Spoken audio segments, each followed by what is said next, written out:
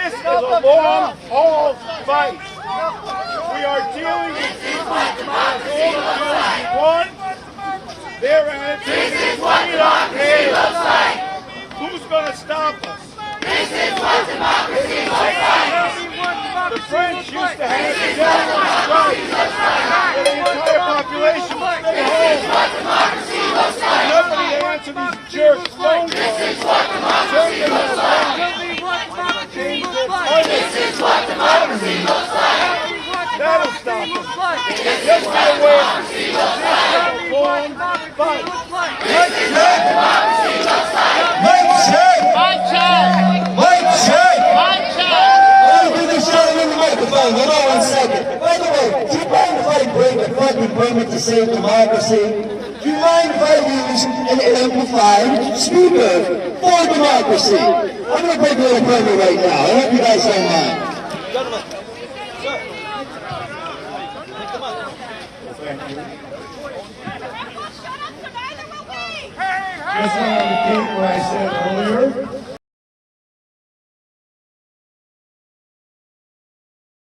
Power. They've got power. They've got money. They don't care what bills they pass. So think big. We have to have general strikes if need be. Repeatedly. General strikes, demonstrations. Sorry. I've been accurate. Hearing. Sorry. It's, we can't hear you out there. Okay. Sir, do you want to start general strike? Yeah! We gotta start general strike! Not for myself, but my colleague is popping around. By all means. Email your representative. Sorry, I'm your representative. Sorry, I'm trying to make it better. Mic check! Mic check! Mic check! Mic check! Mic check! Mic check! Mic check! General strike! General strike! General strike! General strike! Know your rights! Know your rights! Know your rights! Know your rights! You have the right to remain silent! You have the right to remain silent! You have the right to remain silent! You have the right to remain silent! All New Yorkers have a right to an attorney! All New Yorkers have a right to an attorney! All New Yorkers have a right to an attorney! All New Yorkers have a right to an attorney! Undocumented New Yorkers have a right to an attorney! Undocumented New Yorkers have a right to an attorney! Undocumented workers have a right to remain silent! Undocumented workers have a right to remain silent! Do not open your door unless there's a judicial warrant! Do not open your door unless there's a judicial warrant! Do not open your door unless there's a judicial warrant! Do not open your door unless there's a judicial warrant! At work, staff areas are safe! At work, staff areas are safe! At work, staff areas are safe! ICE is not allowed in staff-only areas! ICE is not allowed in staff-only areas! Resist! Resist! Resist! Resist! You have the right to remain silent! You have the right to remain silent! You have the right to an attorney! You have the right to an attorney! You don't open the door unless there's a judicial warrant! You don't open the door unless there's a judicial warrant! You don't know anyone's status! Know anyone's status! You don't know anyone's status! You don't know anyone's status! You're asked! You do not know anyone's status! You do not know anyone's status! If ICE comes, you resist! If ICE comes, you resist!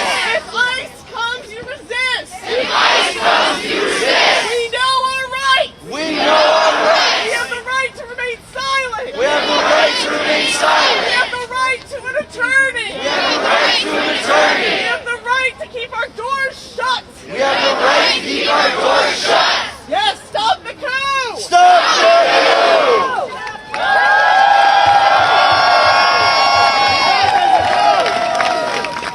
I really appreciate what the person before me laid out.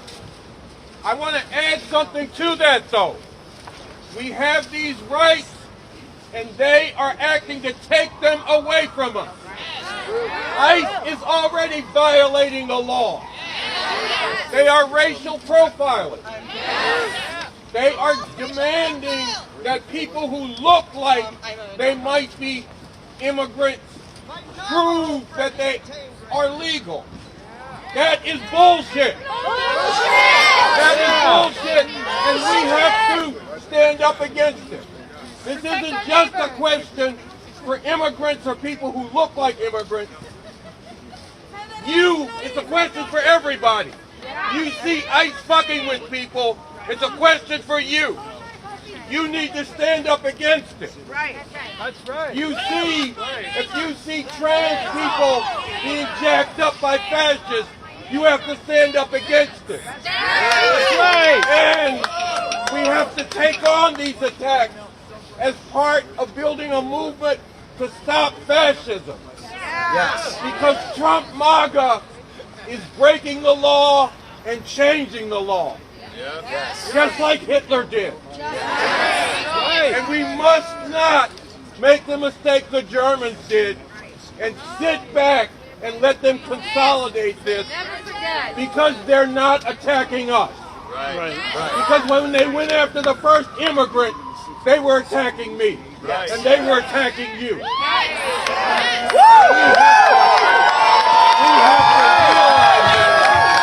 have to stand up and we have to act to stop it before they can consolidate this fascism. Before they can consolidate this fascism. We do have to be out in the streets all the time. Not just taking on the particular attack, but taking on the fascism that they are enforcing on us right now.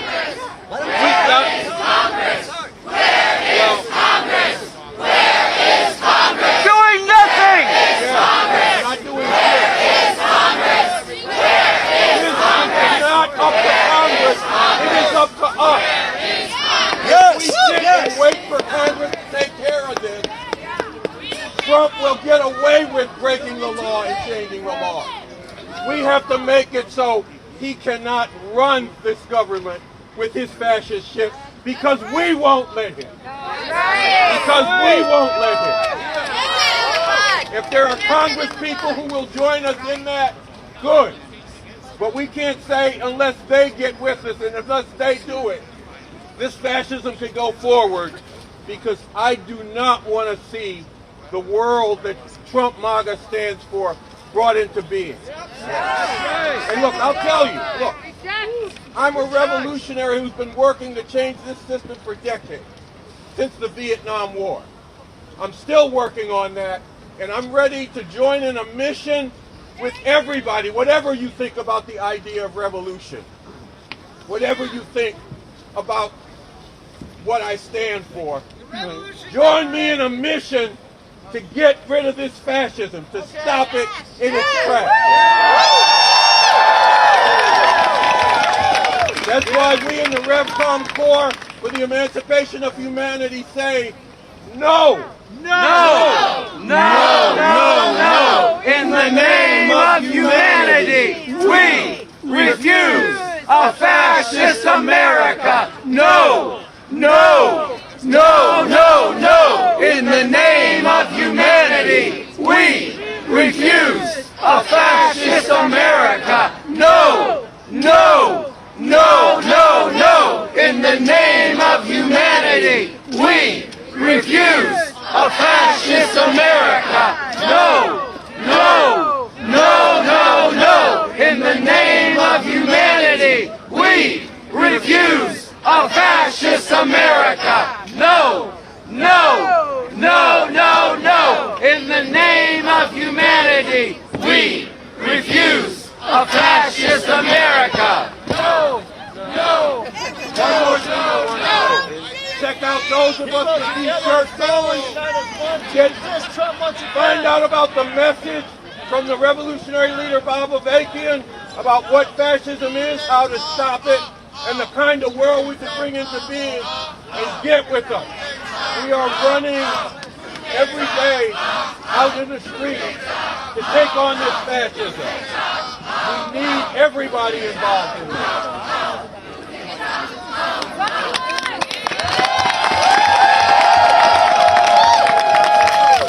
Mic check! come back with just a little bit more thoughts. So thank you for giving me your attention and thank you for giving me your time. I just wanted to say, I lost my thought. I'm sorry. Here's the thing, right? I'm looking for the person who has the power. I found it again. I was looking for the person who has the power. I'm like, listen, I'm not a congressman. I'm not a representative. I don't even have employees under me. Who's the person that has the power? I'm looking at them. I am looking at the person at the power when I walk down the sidewalk.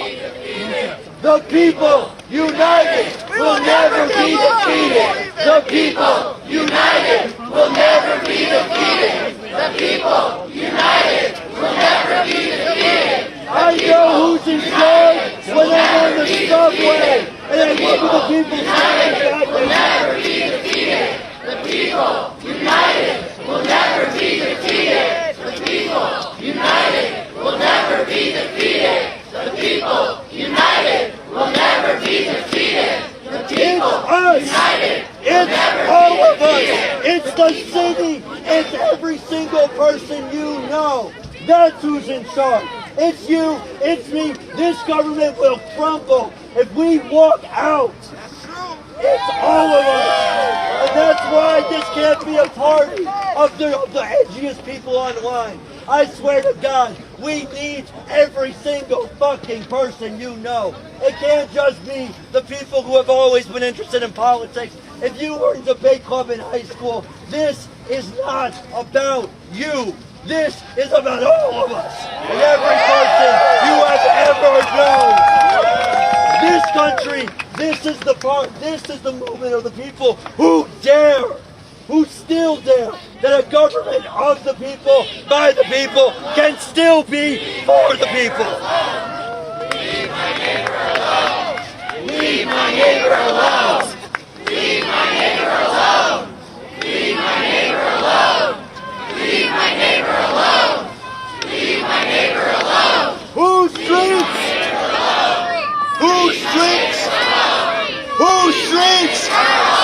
Whose streets? Our streets. Whose streets? Our streets. Whose streets? Our streets. Whose streets? Our streets. Whose streets? Our streets. Whose streets? Our streets. Whose streets? Our streets. We, the people, will never be defeated. We, the people, will never be defeated. We, the people, will never be defeated. We, the people, will never be defeated. We, the people, will never be defeated. Thank you. Everyone, look around. Look around. Do you see any protesters? They want to go here. Thank you. Check. Mic check.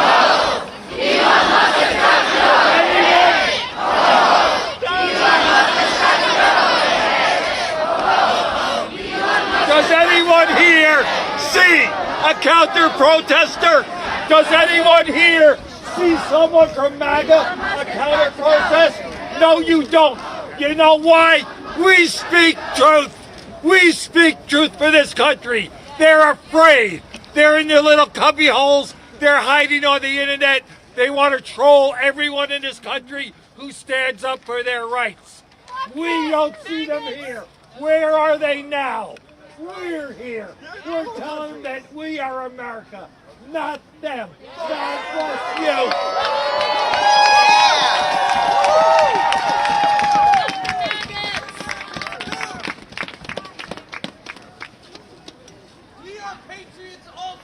Mic check! Mic check! Mic check! Mic check! Mic Mic check! check! Mic check! Hey, so I'm speaking right to what you guys are saying, okay? All right? I came up with this pledge before the People's March this year. I gave it the opening for that. And this is exactly what these guys are talking about. So, here's a call and response. Repeat after me. I am still a patriot. I still believe in the U.S. Constitution. I am not defeated. For still I rise. For truth. For justice. For equality. For diversity. For equity. For inclusion. For love. For respect. And for all our siblings. For all our children. For all of humanity. I will resist. The rising tide. Of misogyny. Of anti-black hatred. Of anti-brown hatred. Of anti-queer hatred. Of anti-trans hatred. Of anti-immigrant hatred. Of religious hatred. Of Christian nationalism. Of authoritarianism. Of oligarchy. Of fascism. I am the resistance.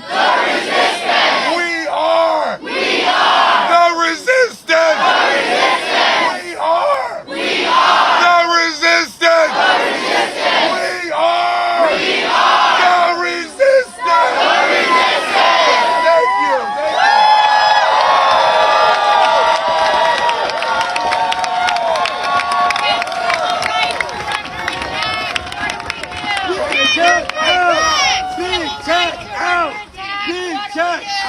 Stand up, fight back! When civil rights are under attack, what do we do? Stand up, fight back! When civil rights are under attack, what do we do? Stand up, fight back! When human rights are under attack, what do we do? Stand up, fight back! When human rights are under attack, what do we do? Stand up, fight back! When human rights are under attack, what do we do? Stand up, fight back! When human rights are under attack, what do we do? Stand up, fight back! When human rights are under attack, what do we do? Stand up, fight back! When human rights are under attack, what do we do? Stand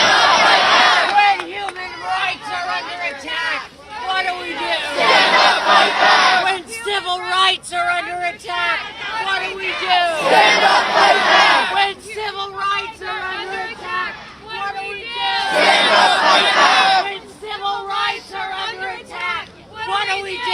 Stand up, fight back! When civil rights are under attack, what do we do? Stand up, fight back! When civil rights are under attack, what do we do? Stand up, fight back! When civil rights are under attack, what do we do? Stand up, fight back! When civil rights are under attack, what do we do? Stand up, fight back! When civil rights are under attack, what do we do? Stand up, fight back!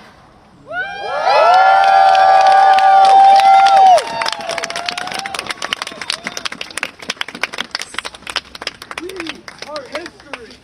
We are the historical agents. I'm looking at you, you're looking at me. This is history that we're making together. We are the resistance. I need you, you need me. Let's fucking do this, bitch.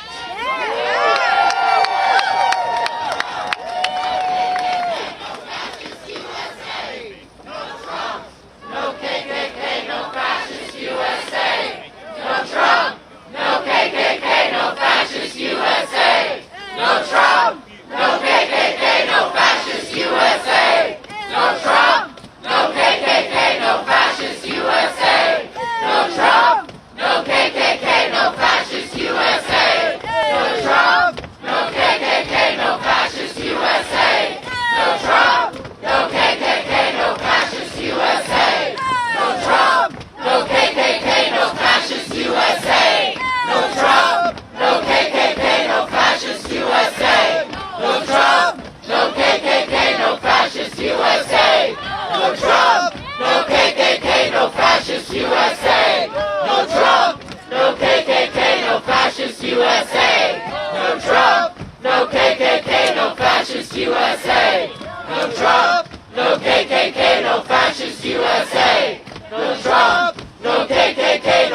fascist USA. No Trump, no KKK, no fascist USA. No Trump, no KKK, no fascist USA. No Trump, no KKK, no fascist USA. No Trump, no KKK, no fascist USA. No Trump, no KKK, no fascist USA. No Trump, no KKK, no fascist USA. No KKK.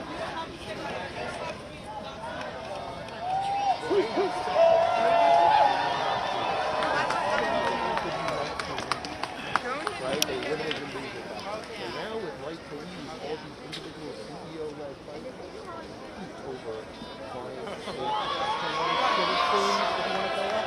it's effectively the thought of snow pressure, which I'm sure this happens. But this IR very You can put your backpack down and you can do Nah, that. that's okay.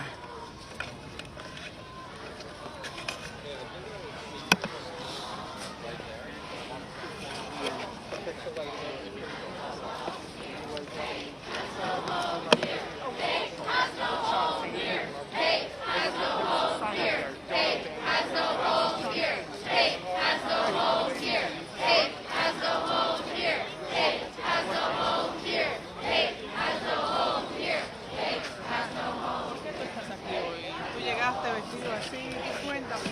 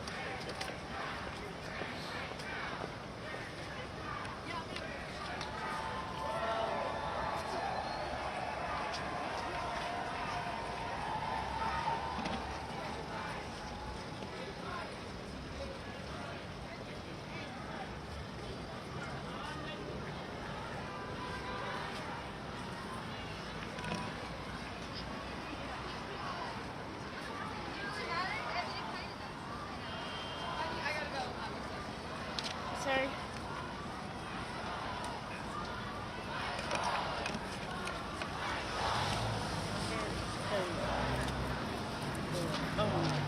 Now get this one. But man gotta be reminded God is Lord over everything.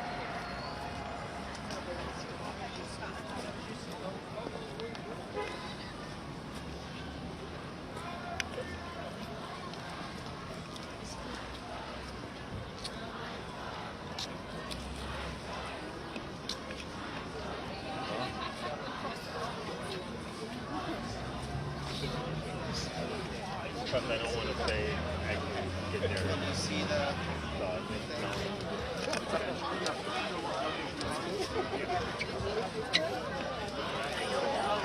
I don't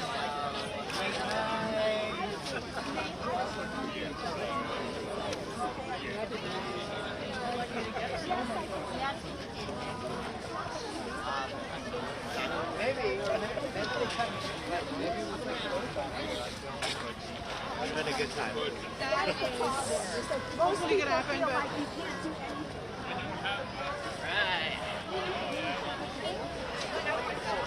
Right.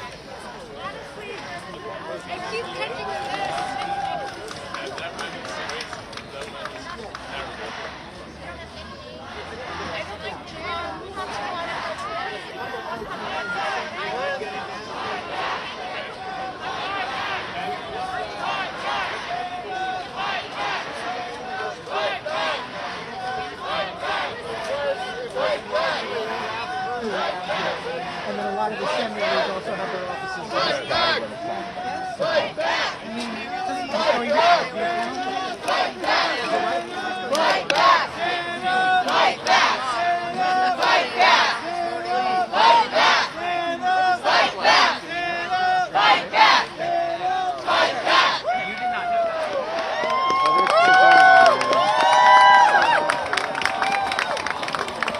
You can edit afterwards.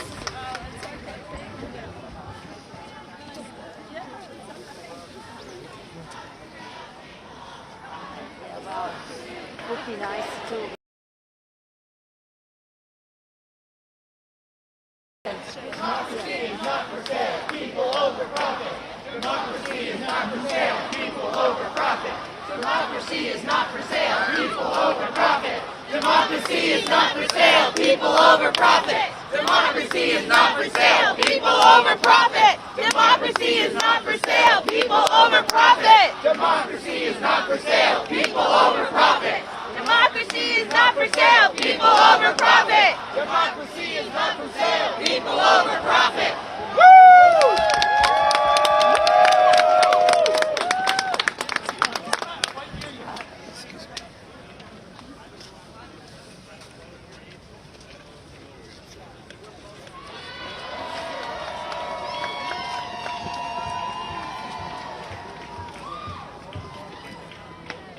If you want to talk, you should speak right here. That way you address both audiences. Instead of just these guys, there's a lot more people over here too. I'm just saying.